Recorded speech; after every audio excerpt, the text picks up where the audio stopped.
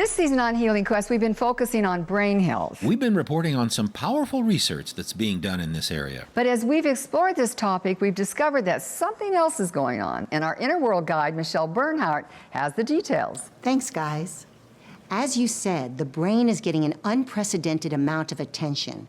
One result has been encouraging progress in dealing with diseases like A.L.S. But another result has been the realization that brain health is an issue women need to really pay attention to.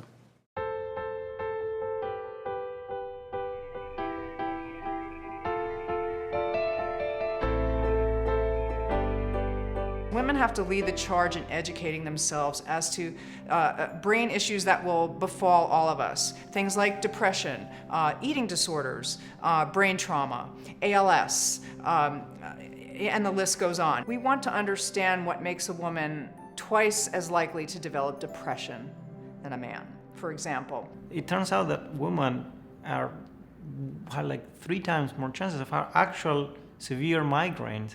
And it was, for example, I find that amazing. That was a neglected disease because science was done and made by men. At one point, 30 years ago, it was thought women didn't have heart attacks because they present differently than men.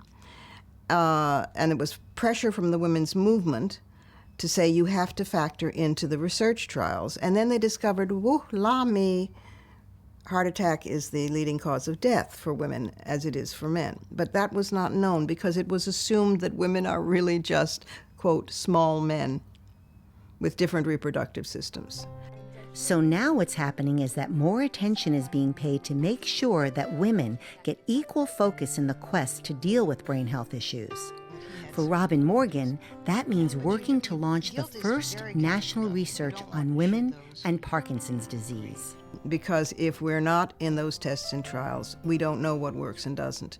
The NIH, fortunately, has mandated that now all research that they fund has to be gender specific, not only at the clinical level with human beings, but at the animal and even the cellular level. That's the good news. The bad news is NIH funds only 22% of research.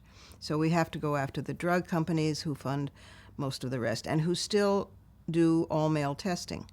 It's amazing. We have seen in research on heart disease that men's and women's hearts are different. The way they respond to, heart incidents and heart attack, very different.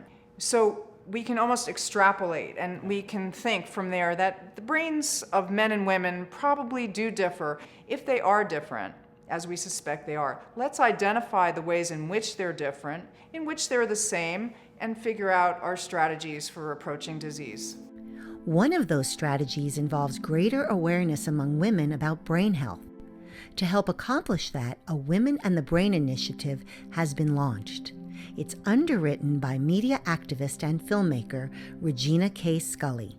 And there's a whole team behind Project A.L.S., but they had a wonderful idea to create a series called Women and the Brain. And they know that I am so connected to anything to do with neuroscience and storytelling.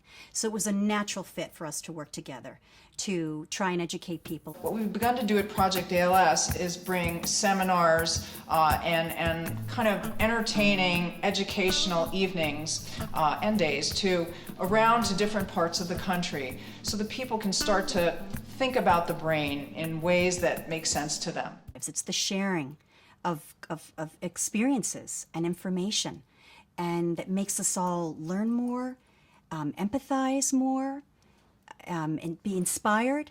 Women's brains need to be attended to, much as their breasts and other parts of their lives.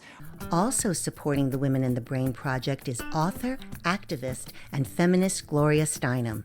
One key focus for her is the distinction between male and female qualities. I mean, the idea that they're masculine and feminine is completely made up. They're all human. The feminine qualities are those that are necessary to raise children. Attention to detail, patience, empathy, all of these things men have too, but they are told to suppress them in order to be masculine. And generally speaking, women need to develop the part that's wrongly called masculine, and men need to develop the part that's wrongly called feminine. We can't survive. We can't survive as a human race without all of those qualities. Nurturing those qualities will require an understanding of brain health from both a psychological and neuroscience perspective. It's a quest of universal significance. I know there's a lot of discussion about the differences between the female brain and the male brain. I'm more interested in the messages that both brains take in and how we can heal it and how we can make it more positive and help people to really utilize what they're doing and saying in a positive way. Few people would argue that ours and many other cultures honor and overemphasize the masculine. Masculine principles are doing, being, busy, action, whereas feminine principles, often underemphasized and sometimes neglected, are receptivity and the ability to receive, pause, and be. Spiritually and metaphysically, the masculine rules daytime and the feminine nighttime. Sleep is actually feminine. It allows us to process the day. It connects us with our thoughts and dreams that we can't see. The overemphasis that we have on us to keep doing and going is crazy. No one feels like they have permission to rest. This gives us a very clear picture as to why so many people have health issues and insomnia. What's often misunderstood is that both the masculine and the feminine exist within all of us, both males and females, and must be honored equally in order for us to live a healthy and balanced life, both individually and collectively. Thanks, Michele. And we want to share one other thing about this story. After Michele's interview with Robin Morgan, who's an award-winning poet, Robin read for us some of her new poems about the new challenge in her life, Parkinson's. One of those poems included this passage. Oh, splendid powers of the brain, I always loved you best. Have I deserved this? No, that's not scientific either. Also absurd. Who deserves anything? Recursive thinking, brain mulling on brain, can make one dizzy, even someone apolitical, lacking movement disorders. Well, brain, as you fire ideas through these fingertips on keys, I echo your vow.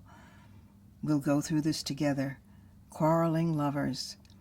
But I ask 3 favors as we do, for both our sakes. In the midst of shuddering, save us a place for stillness. In the darkening gray, save us a space for laughter.